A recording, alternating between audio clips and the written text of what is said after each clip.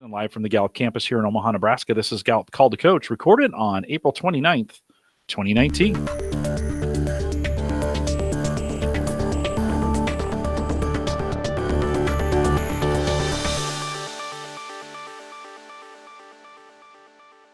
Called to Coach is a resource for those who want to help others discover and use their strengths. We have Gallup experts and independent strengths coaches share tactics, insights, and strategies to help coaches maximize the talent of individuals, teams, and organizations around the world. If you have questions during this webcast, we do have a live chat room. It's available for you off the YouTube page. So if you go to coaching.gallup.com/live, just look below the video window. There's a link there. Join us in chat.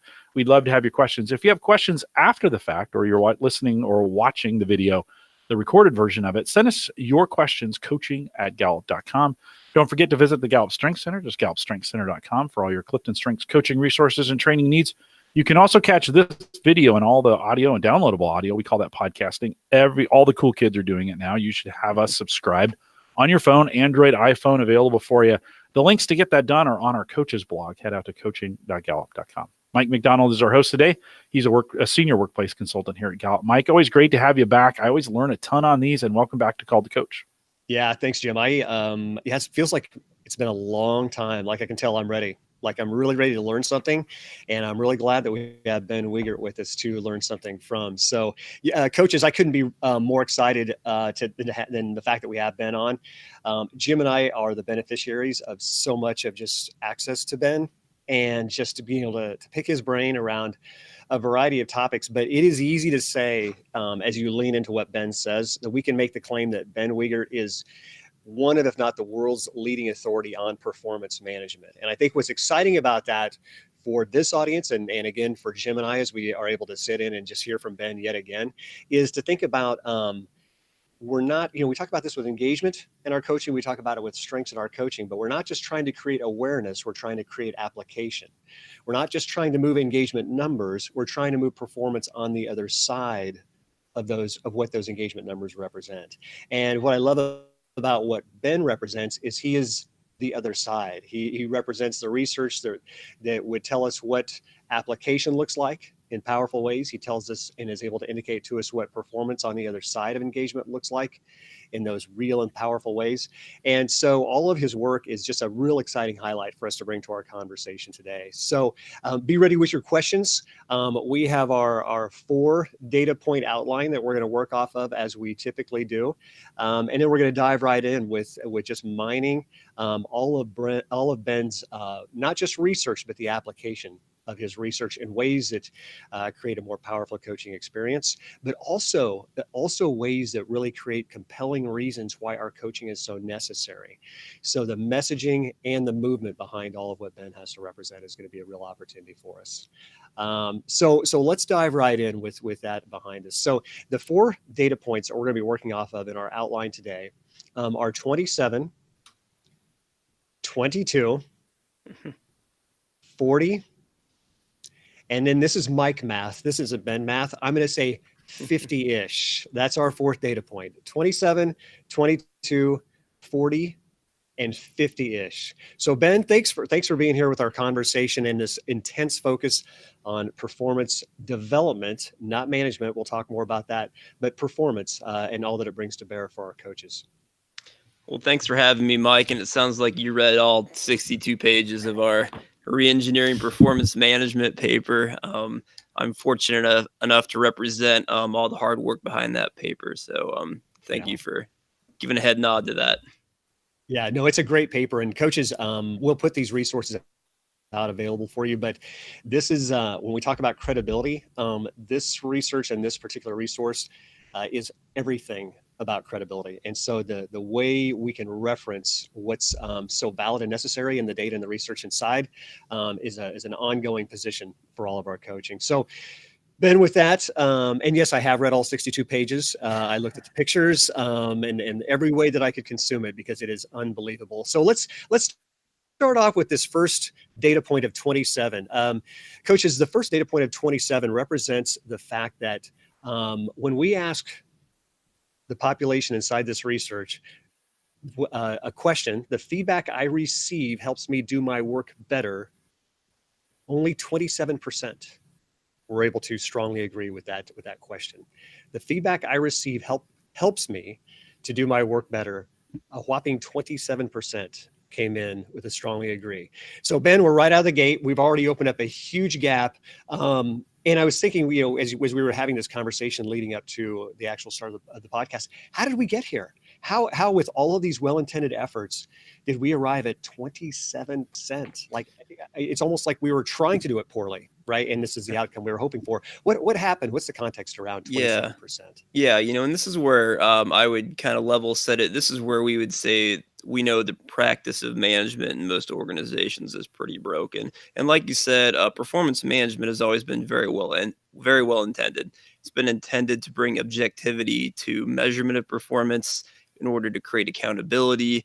It's been intended to bring objectivity and equitable ways to pay people. So the idea has always been good, but the problem is people have always been really focused on that evaluation and pay piece, which takes the focus very far from everyday performance, everyday collaboration, recognition, and development. So it takes us far from what we really need to do in our jobs every single day. And just to underscore that a little bit more, I'm going to add my own data points because that's what I do. So this doesn't count against my 4. But only about 14% of people feel like they're inspired by their current performance management system.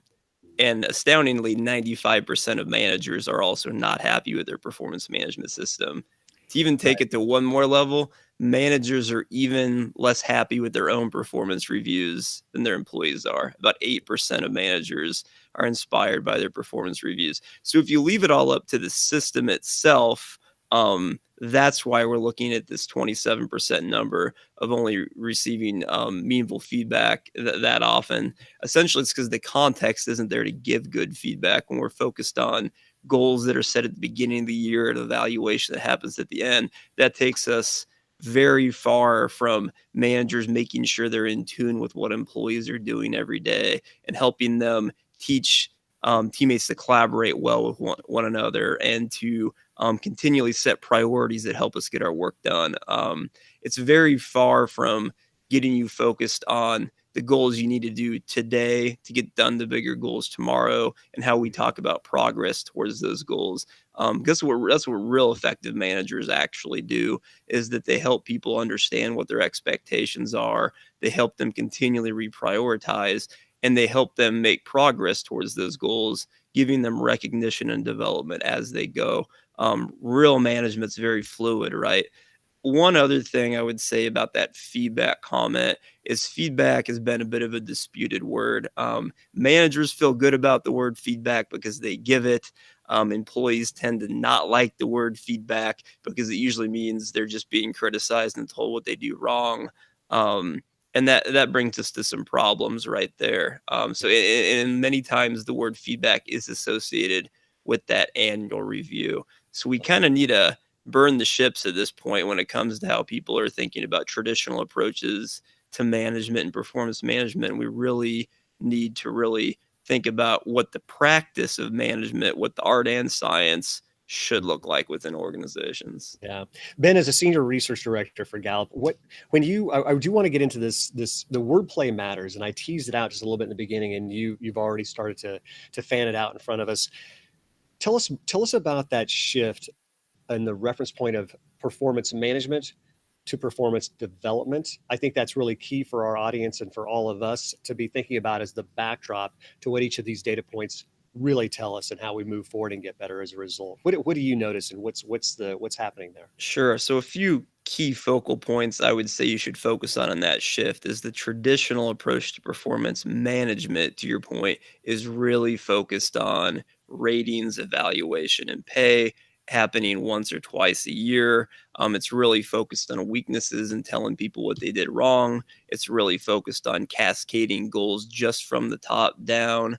And it's just really focused on the manager giving feedback or specifically telling someone what to do in a very episodic manner that only occurs every now and then. The shift from performance management to what we would call creating a culture of performance development would be a shift towards an approach that is more about ongoing expectations and priorities. It's more about individualized development and recognition. It's more about the two-way street of just not cascading expectations down, but also aligning them up. So you're getting employees to think about their work, how it aligns with the purpose and mission of the organization, how it relates to their team's work, how it relates to other departments' work. You start to think of some of the biggest problems in organizations like silos. That's fundamentally created by telling people what they're expected to do and only rewarding them for what they need to do as an individual contributor with no relation to what the people around them need to get done. Yeah, no, that's terrific. So Ben, let's move forward to that second data point then, because you've got a lot of momentum, I think, in where you're taking us. You've touched on a couple data points that roll into this, but our second data point of 22 is 22% were able to strongly agree that their performance is managed in a way that motivates them. Okay, so again, Ben, you talked about this a little bit earlier. I'd like to get into it very singularly and intently. When we think about the purpose of performance development, there's three features that you taught us well. One of those seems to be missing more often than the others. But would you tell us about what the purpose around performance development is, and then how this data point reveals to us what's missing specifically? Sure. Yeah, and that's a really good point, Mike, because if you reevaluate how you think about performance management should equip, inspire, and improve performance. Any performance activity that you're doing that's not actually engaging your employees and improving performance should be done away with. So that's your yard mark right there. Is if that activity is not actually equipping, inspiring, and improving performance, it's not doing what it should be doing. And I'll take it one more level. What our research has very clearly shown is that if we can bring this down to establishing expectations more effectively, continually coaching on those expectations, and creating accountability around expectations in a way that's more developmental, it feels more fair and accurate, it's more achievement oriented, then we've moved the needle. Then we've actually helped people get better at their work and inspired to perform every day. And I'll kick it up even one more level and probably take it further than you want me to. But it can't just be writing down expectations and setting goals. Those also have to be strengths-based and engagement focused. So we continually have to be monitoring those. And the reason I say that is there's a lot of good science out there that works in a silo, but has not been executed well in practice. So I would call out things like SMART goals and management by objectives. Goal setting works. It absolutely does. But most people don't actually execute well in the art of goal setting. So when we talk about establishing expectations, for example, you can't just set a goal and see when it happens. The science is very, very clear from decades of research that those goals have to be clear. And that includes understanding the priority of those goals. They have to be collaboratively set. You need to involve the employee in setting goals because that gets their buy-in. It also helps you determine the appropriate type of goal to set. So goals should be dependent on the complexity of the work. So for example, in a more complex environment, learning goals or do best goals or progressive goals or stretch goals are better in those environments. In a more in a simpler job where we have more focused measurement, then more specific goals tied to pay can help a little bit. But you can only really get there by understanding if a goal is appropriate, if you involve the other person in setting them. And then finally, when it comes to goal setting, again, it has to be aligned to the work of not only yourself, but the team and the organization. You should be able to connect it to the bigger picture. And actually, the final piece beyond just goal setting, if you just set them and forget them, all those other principles don't matter at all. So if you don't have the continual coaching piece on top of that and learn to talk about progress and recognize people as they're making progress, that's where real motivation comes from. You don't have anything. So I just kind of take it back to there are scientific things that work like goal setting, but they're typically not executed very well. Yeah. Hey, Ben, so one of the things that I thought was fascinating, and this is a little bit more of a qualitative reference point, I think we see it inside the data, but one of the things I learned most from the report that I think is really useful, and a lot of our coaches may know this, but I think it bears reinforcing. Tell us about our psychology as human beings. What's our reaction when we're ever being evaluated or involved in goal setting or those types of situations. What's our typical response? And I think it's important for us to know that, because it makes sense out of the rest of our reaction and Yep. our actual performance development approach. Tell us a little bit more about qualitatively our state of mind and what's happening to us typically when we're in a evaluative type of conversation. Yeah, the first thing to know there is the bad. The bad is when you feel like you're being evaluated, you can go into literally a fight or flight type response. Okay. You can become defensive about it, or maybe you're trying to frame and shape the conversation. And that's really the challenge of when organizations have the pay conversation in the middle of a performance review, is you're basically waiting for that last 5 minutes to see what you're going to get paid, and then you're defensive against every way you're evaluated along the way. So you're not actually learning. And that's the key, is you have to figure out what a learning mindset is, because we're not actually going to improve if you're not learning. That's supposed to be the point of feedback, is learning. So really that evaluative critical mindset, if you go straight there, it's going to put you in a defensive posture, and it's going to kind of sour the rest of the conversation. On the flip side, if you can at least start at a positive point, or at least we start focusing on some achievements and the strengths you use to get those achievements done, and the great partnerships you've had, you at least start in a positive place where you feel like that manager is coaching you. They're there for you. They're helping you improve authentically.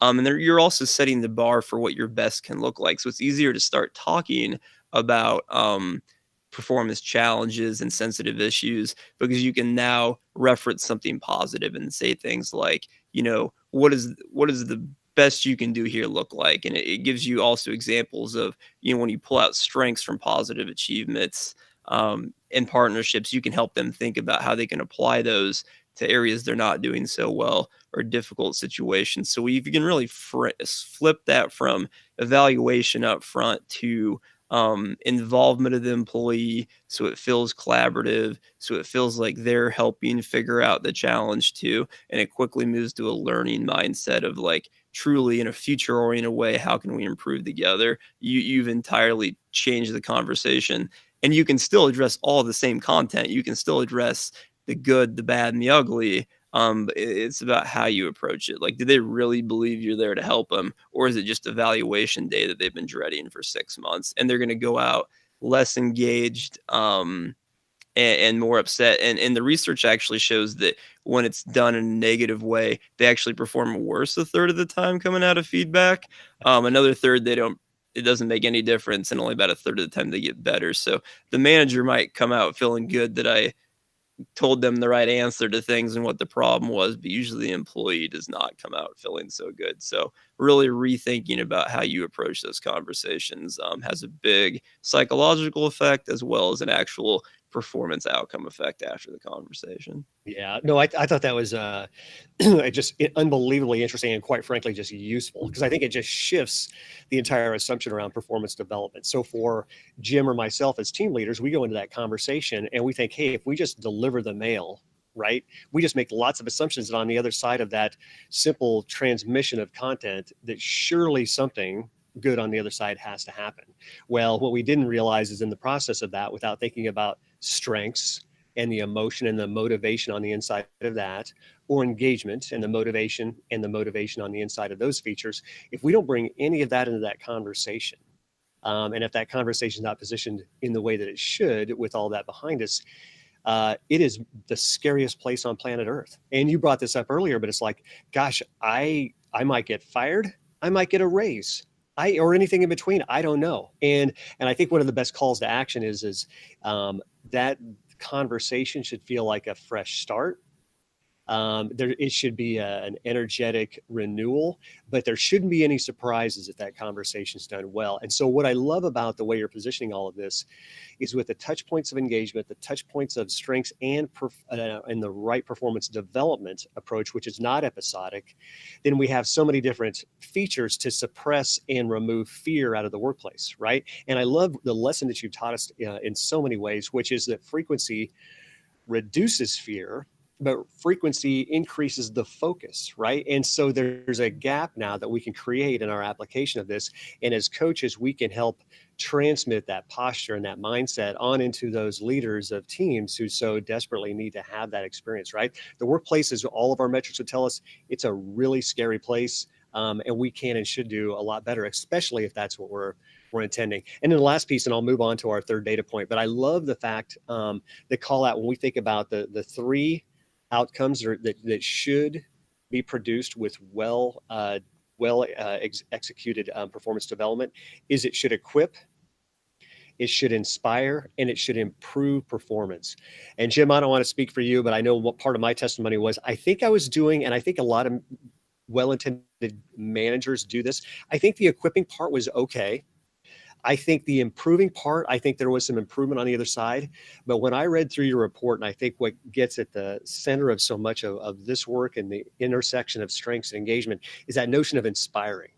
And is this person actually emotionally affected in a way where they want to go on to things that we have agreed on that they would want to do, rather than trudging forward, feeling like now they have to go forward and do things they have to do, not necessarily, there's no want to in the middle of all this in any part of the conversation.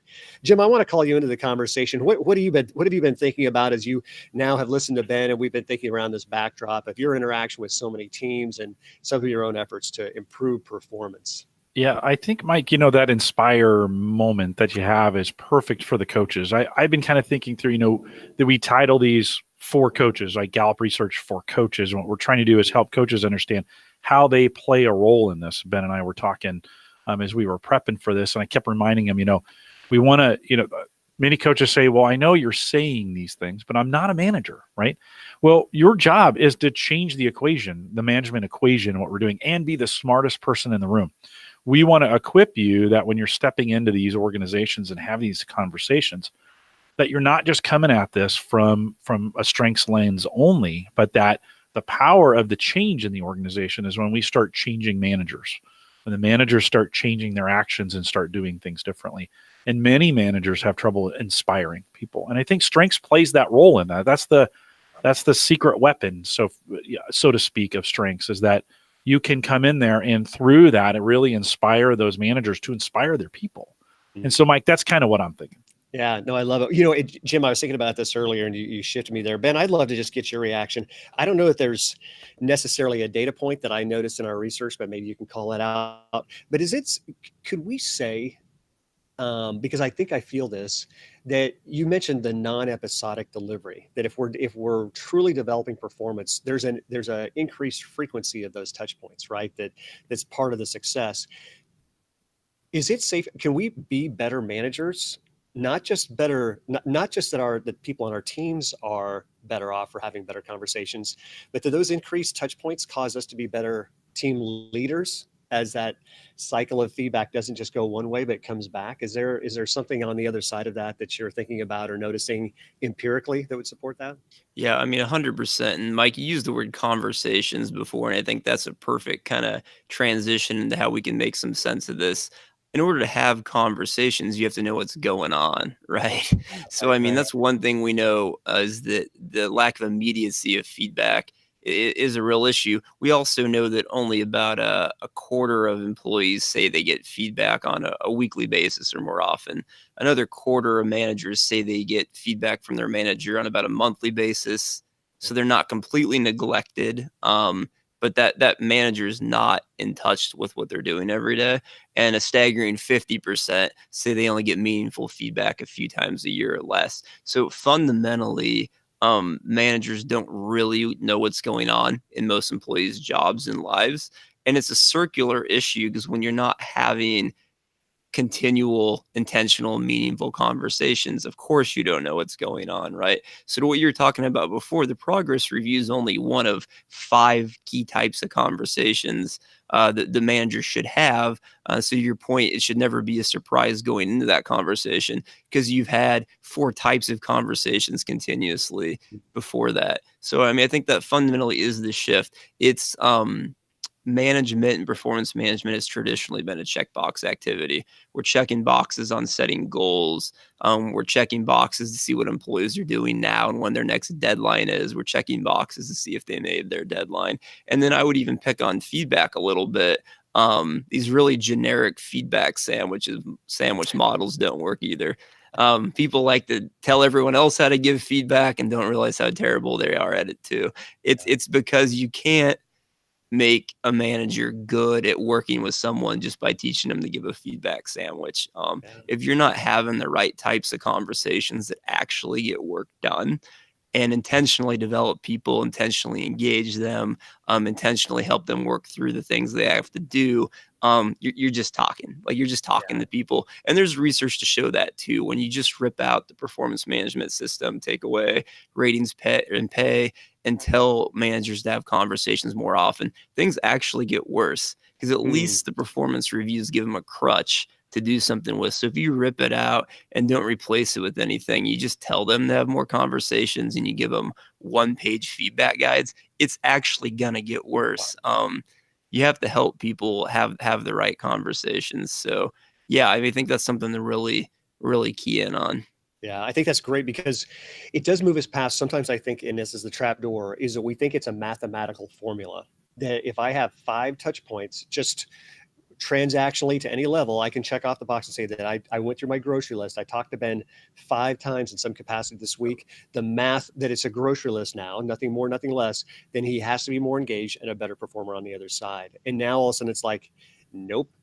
What's happening vertically inside those conversations that's got meaningful exchanges, meaningful interaction? And I think your ingredients that you gave us were that clarity, that collaboration, that alignment. I can't just let nature take its course and just assume because 2 human beings got together, good things happen on the other side. I've got to bring that recipe to life, so to speak, with those 3 specific points. Yep. Well, that's awesome. You've got some more data here, and this will be the 3rd point, but it's going to tease right into the conversation or tease out of the conversation we just came from. But this was, to me, a headliner. Like, I think for every well-intended team leader who had been struggling, trying to figure out, maybe they think they need to go through a system overhaul, or they need to go away on a sabbatical or a 1-week retreat or something like that to get themselves right, so that they could come back and truly do all the things that they wanted to for their teams and for their development. This next piece of data shows you don't have to do that. You can actually incrementally start to involve yourself in a way that will have a powerful outcome. So it was encouraging for the low barrier of entry of involvement when it comes to leading a team, but also some stories on the inside about not just when and how, but even the delivery mechanism that we have these conversations with. So Ben, this 3rd data point is 40%. And that number represents 40% is the percentage of people who are engaged if they talk to their manager through email, instant messenger, or any other form of digital communication. If it's less than a month, that number drops from 40% daily, and if it's less than monthly, it drops to 23%. So a significant gap in terms of not just the frequency, but what's the quality of those touch points if they're done well. So Ben, we now, everybody, all of us as well-intended managers, team leaders of teams, we qualify. Right. So help us understand more about how we do qualify. And I think specifically the encouragement that comes from that multi-mode delivery and how that opens up the window of opportunity for us to interact with our teams.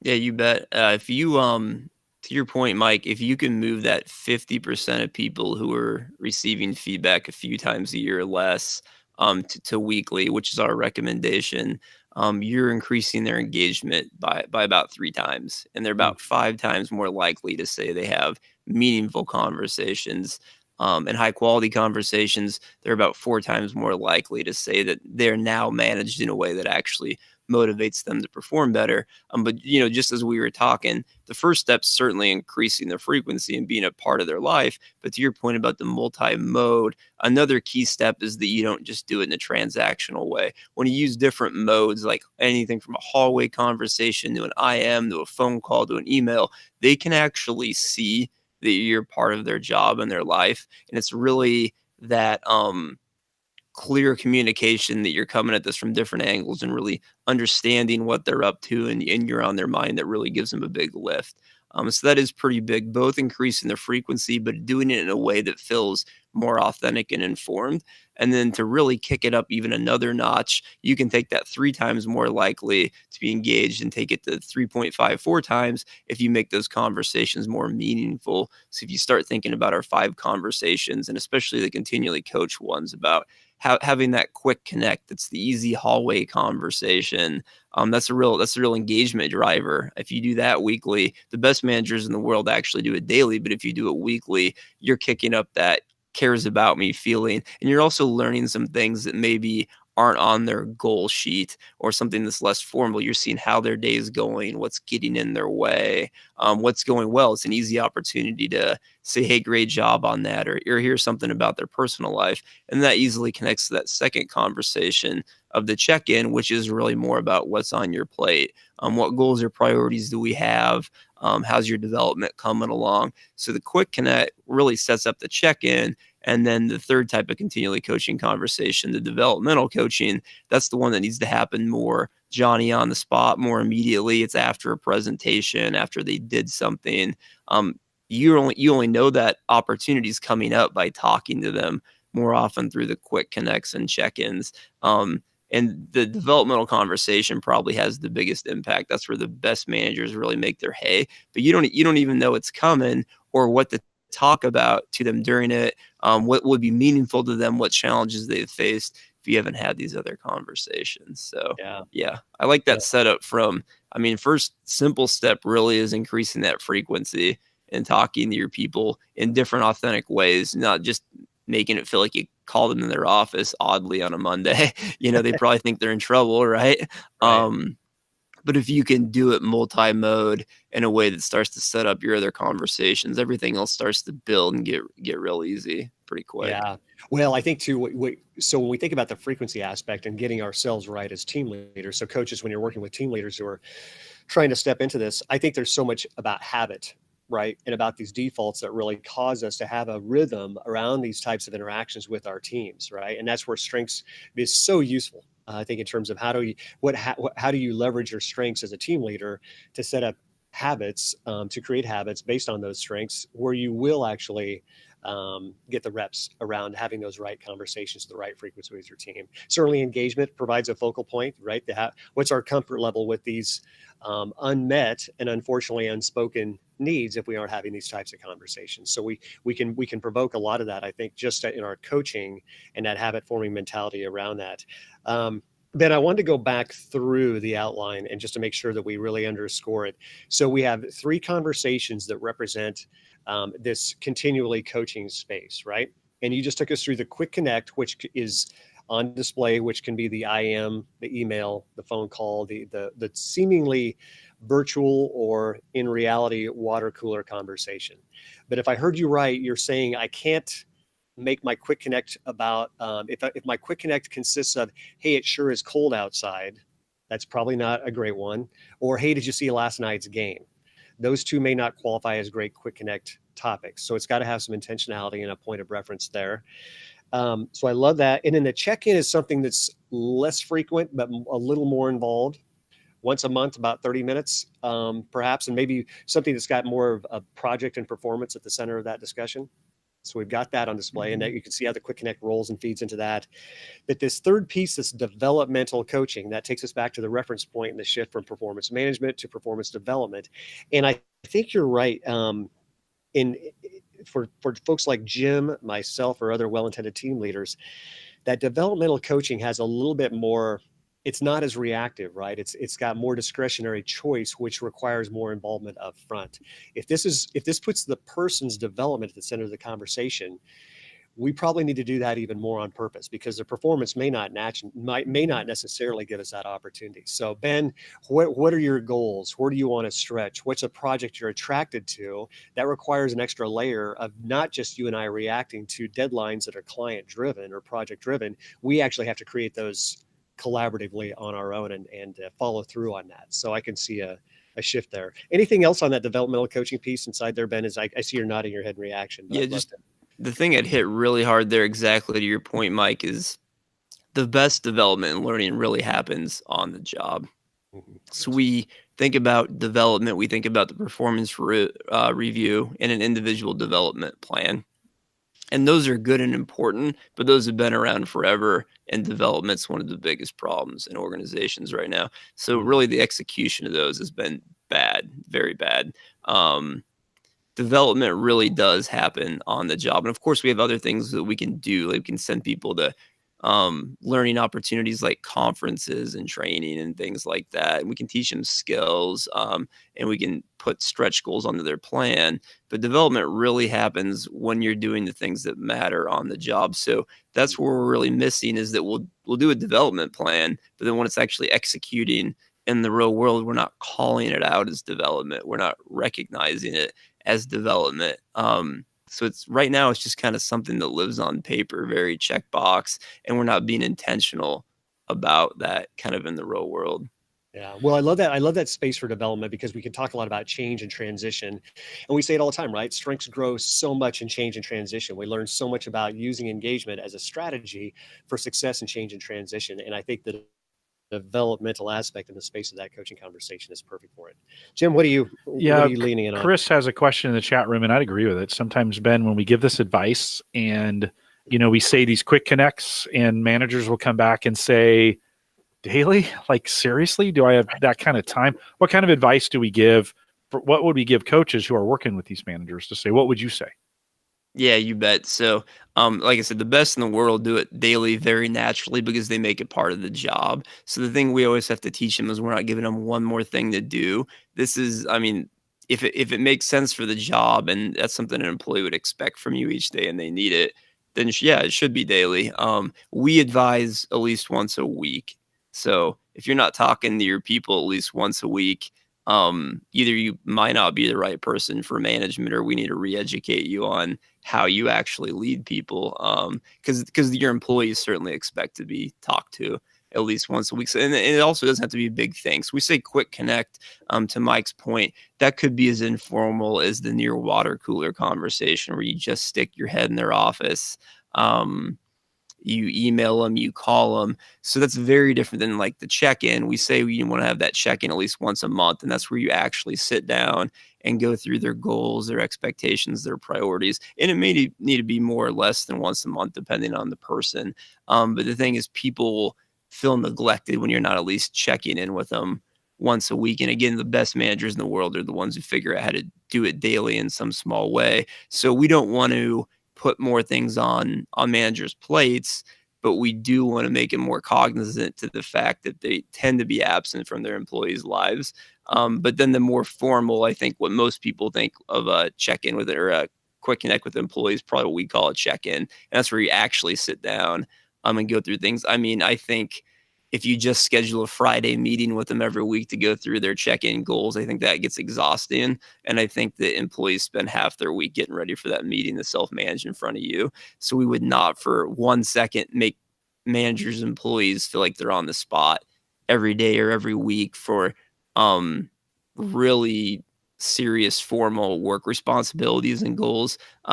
We're more saying you need to have the quick connects where you're slowly identifying patterns and barriers. You're slowly recognizing small steps to progress and things like that. So we're just asking that they be a part of their job. I think some of the best organizations have their managers managing, and sometimes we get the managers doing everything but managing because it kind of sounds like sometimes we're just ripping on the managers, and that's not the case at all. Oftentimes, right, their hands are tied or they're put in an unfortunate situation where they can't manage, right, Ben? Yeah, in fact, we're doing a manager experience study right now just for that reason. That'll be coming out shortly because it is. We make managers be player coaches or not even that much. We give them other responsibilities, everything, but actually managing their people.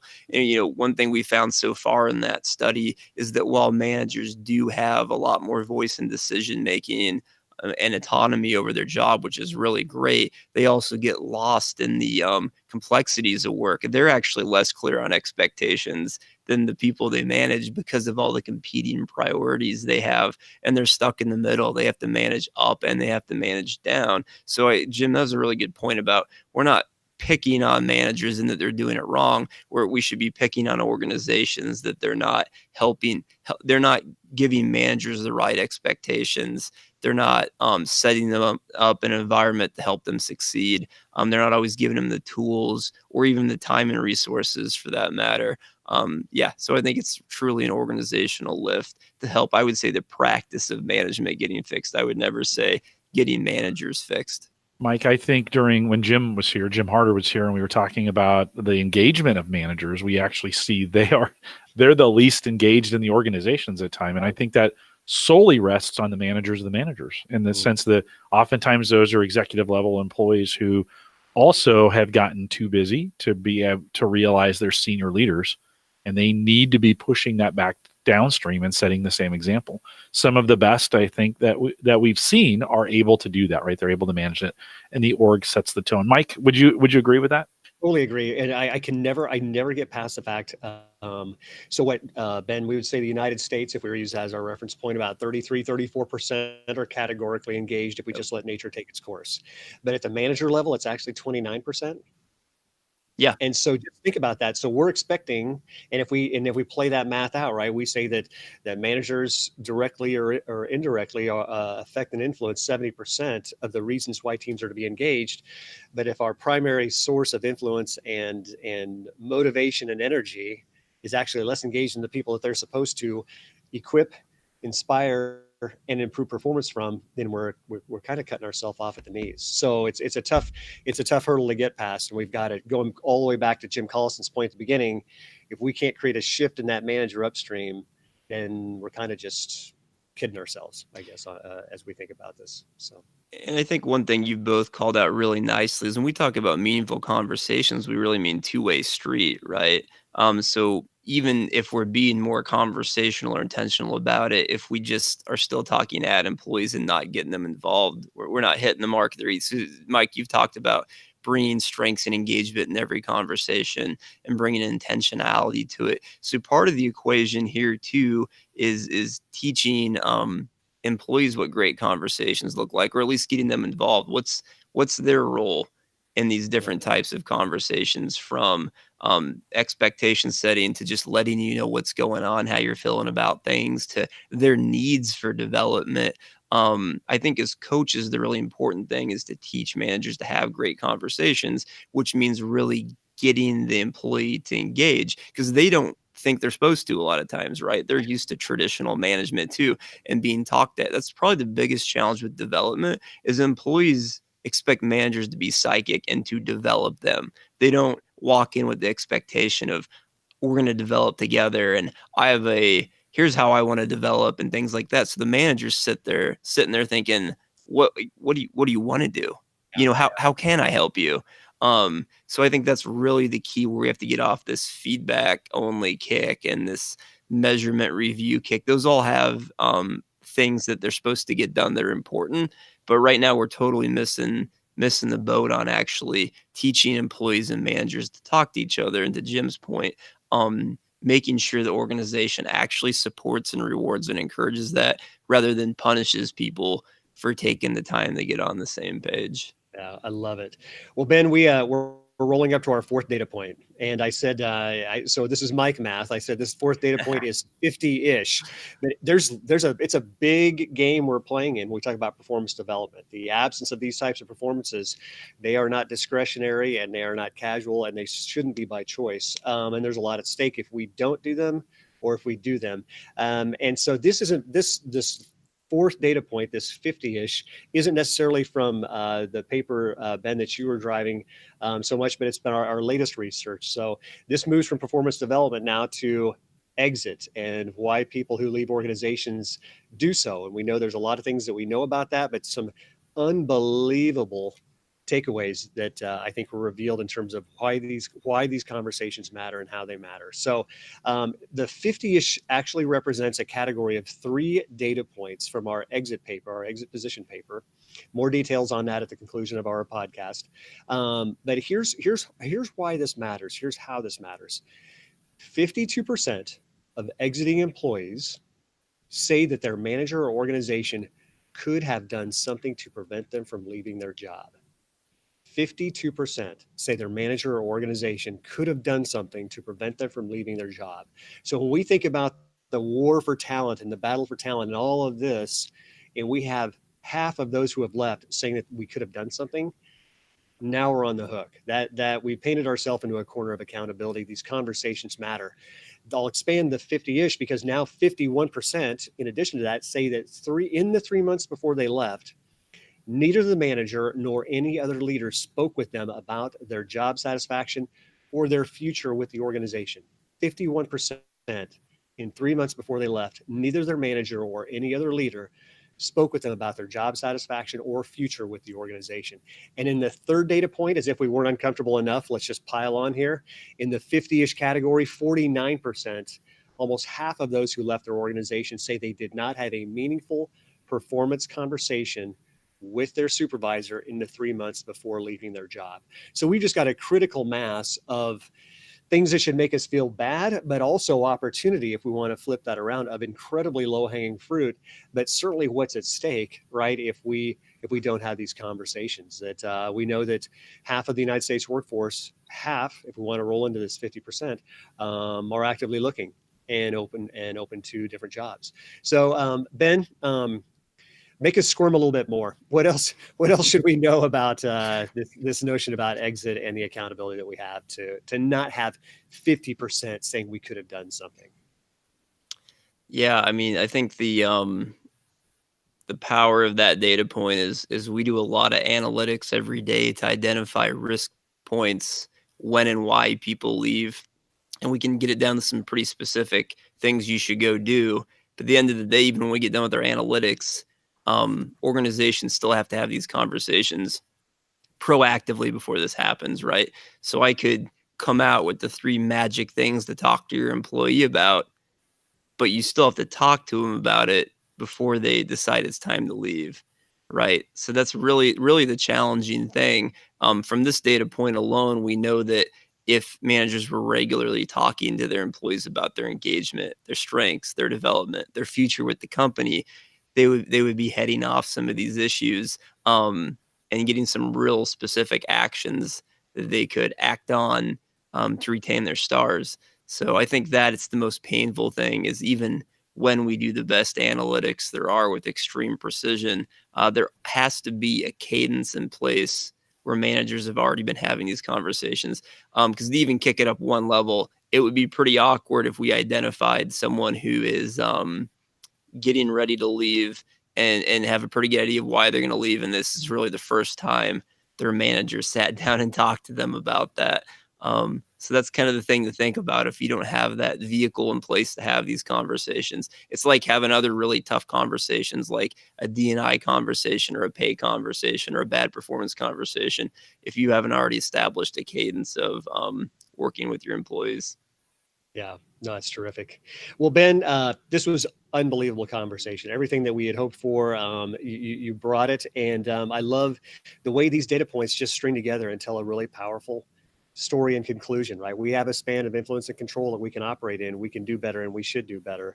And I love the way it just succinctly brings all of this together in the way that if you think about culture, organizational cultures, in many ways, we would contend that they are the best ones at cultures are made up of the content of the conversations that were had within it, right? We can have better conversations. We can create those conversations. We can capture what those conversations represent, and our communication back out and around those conversations should drive performance forward. So thank you. Thanks for your time. Love the report. There's so much more we could have got into, and there's so much more. I know that you're spinning forward different chapters, different features, different perspectives about performance. But Jim, unless there's anything, any other questions or observations from the chat room or yourself, we're coming in for a landing. Ben, let me ask you, as we look forward, you mentioned a little bit about a report coming. Anything else you want to highlight if coaches want to stay close to Gallup on this? And I think the important part of this is we're not talking to you coaches as managers, although if you are a manager, you can take this to heart. But I think coaches, you have this incredible opportunity to influence managers, be the smartest person in the room in the orgs that you're in. You know, we had mentioned oftentimes coaches get stuck with frontline, right? Oh, the frontline folks need coaching, but the managers don't. And, if you're not managing the coaches, if you're not coaching the managers, you're not really reaching the folks that can have an impact in an org. So, Ben, as we think about what's coming in the future, anything else you want to highlight about what coaches might want to look for? I guess first, just want to thank all the coaches out there for bringing all of our stuff to life, and just the more we can work together to contextualize how people can apply their strengths and improve their engagement in specific situations. Different types of teams they're working on, or scenarios from their remote working to their matrix teams. I think the more context we can help them think through, the better. I think the more we can connect our interventions to expectations and development outcomes, I think the deeper that goes with people. And I'll just put a few shameless plugs in there for some of the things we have out there that might be good resources for you folks to help contextualize. Like Mike said, we have our reengineering performance management paper out there, which is 62 pages of pretty deep performance conversations discussion. We also have an employee experience series that's been recently launched that we're really proud of. We have 3 papers out right now. One's about the employee experience in general, one's about onboarding, and one's about retaining your stars through exit programs. And I think there's some valuable insights out there. We'll be launching a manager experience series here shortly to help people better understand what it's like to be in the shoes of a manager, and some of the things we can do to help engage managers and make them more effective at work. And most importantly, almost all the things we talked about today are in our upcoming book, It's the Manager by Jim Clifton and Jim Harder. It gets everything. It goes everywhere from strategic to really tactical. It's very much a handbook of our very best science and practice, and designed to work that way. It's 52 chapters of our best advice. So I encourage you to browse those resources and bring your questions back to us. That's and all available off of our website. If you just stay close to Gallup.com, is there anything else, Ben, they should be watching for on Gallup.com or /workplace, or what would we send them to? I would definitely send them to Gallup.com, and we're continually adding new resources to that site so we can really navigate. The thing I like about the website the most is if you start perusing some topics you like, we also drop some different articles in there that might be of interest to you in our perspective papers. And then it has links to everything you can go do, from our courses to the Gallup store. There's lots of really good conversation guides available right now on the Gallup store. One of my favorite resources on there right now is actually a course that helps managers connect strengths to the 7 competencies we've developed. So it really helps them think about aiming their strengths to achieve the 7 competencies research we've done. So I think there's a lot of really good tactical stuff on there that can help you with your own conversations with the people you help every day. No, super good. And head to Gallup.com and just use the search. That actually works. It's an easy way to find things. We can give you these links all day long, but really Gallup.com, search for what you're looking for. If you have any questions, you can send us an email, coaching@gallup.com. Mike, we've got this Boss to Coach course, but any other courses folks could find at courses.gallup.com that you might recommend if we're thinking about leaders and managers? Well, I know, Jim, we earlier we talked about, when we did our engagement series, we talked a lot about the Engagement Champions course, or even LHPT if you want to get into the real mind of a manager and think about those touch points depending on your clients and your constituency in terms of who you're trying to impact and influence. But I will tell you, I am an unabashed fan. If you don't choose to involve yourself in the LHPT course, which is leading high-performing teams, goes through strengths, goes through engagement, all leading up to this research that we just talked about with the 5 performance conversations. Ben spoke to those. If you don't want to commit 2 days to that, if you have the opportunity, we typically don't offer it open enrollment, but our content and our course around the 5 conversations workshop is an amazing framework to think about how authentically and logistically you assemble each of these conversations. So whatever you can't consume as your own student and as your own study within our resources that are out in the public domain, could be an opportunity there for you to at least look at some of that content and maybe consider that course when and if we offer it open enrollment. But it's got a lot of impact. What I will say, I love these conversations, and where I get excited about having Ben on is that the conversion of strengths to boots on ground performance is so quick and direct. The conversion of engagement to boots on ground performance is so quick and direct. And so sometimes we have to wonder or look a little bit harder than we need to. This framework is so quick and direct, and we can trust it, right, in so many different ways. So I get really excited about the topic. Finally, I will say this. Mike and I did a whole series on Q12. There was a question in the chat room about how we measure these things. How do we know we're making a difference? In our employee engagement Q12 survey can help you do that. We did a whole series for coaches. If you just go to YouTube and search Q12 for coaches, you will find that 14-part series, 14 hours. That may be too much of Mike and I, but you'll get 14 hours of learning around our Q12 assessment, and it's available for you. Many of these things, by the way, this is all recorded, so you can go back and listen to it again and write these sites down in the chat room. They're like, wait a minute, I can't get – okay, it's all recorded. That's terrifying, Jim. Yeah. Should have told me that before we started, I guess. Sorry, Ben. Yes, it's all recorded for you. You can go back and we won't hold anything against you, Ben. Ben, thanks for joining us. We'll remind everyone to take full advantage of all the resources we have available at the Gallup Strength Center, just gallupstrengthcenter.com. I mentioned this. If you have any questions or can't find anything, just send us an email, coaching@gallup.com. Somebody will get right back to you as well. I mentioned our courses page. If you want to know where to go to see everything we're offering from a course perspective, head out to courses.gallup.com. If you want to sign up for these webcasts that we do and you want to listen to them live, you're like, where do I go? Because I want to ask these questions in the chat room. Head out to gallup.eventbrite.com. Don't forget, It's the Manager launch is May 7th. And so we are coming up on that. Maybe you're listening to it afterwards. Available for you, itsthemanager.com if you want to get some information on that or pre-order in advance. We want to thank you for joining us today. We'll be back with another Call to Coach on Friday, actually. Austin Solentrump is coming to talk a little bit about his new role in the strengths community, and we're looking forward to that as well. Thanks for coming out today. With that, we'll say goodbye, everybody.